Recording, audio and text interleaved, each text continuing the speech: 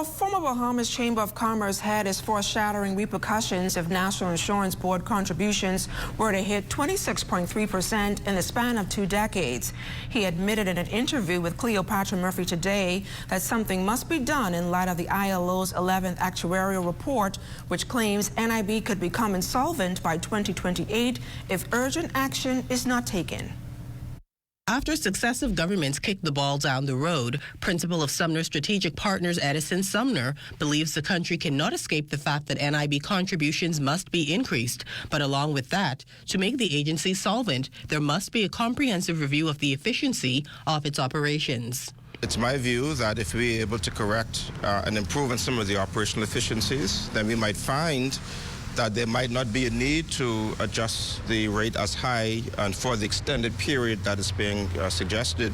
His comments come as Minister responsible for NIB, the Honorable Alfred Sayers, disclosed last week that rates would increase 1.5% in July, with adjustments every 2 years until 2044, only for those comments to be quickly dismissed by the Office of the Prime Minister that rebutted no final decision had been made beside the initial increase, and that can only happen in a worst-case scenario.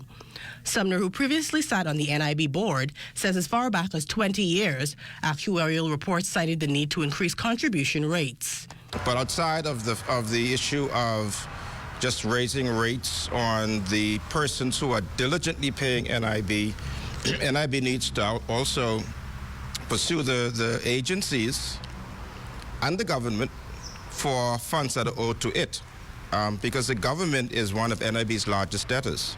With the 1.5% hike applying to both employers and employees, Sumner, who expects an uproar from the business community, whose bottom lines will be impacted, hints to even larger repercussions. Any employer or business is going to want to find ways to offset that additional cost to them.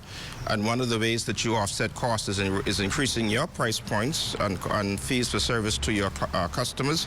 And the other way is also to try and find other ways to reduce your cost of operations. Unfortunately, in many instances, the first casualty as it relates to reducing cost of operations is human capital, right? We start just cutting people off or releasing people from their employment. He says employers will see it as a direct cost of doing business, and if they are planning for what could amount to a more than 26% increase in the cost of doing business, some action is necessary when factoring in inflation and other elements. Still, he anticipates there will be some benefit to the NIB increase. According to them, if we don't do anything, the fund is going to become insolvent in a few years' time.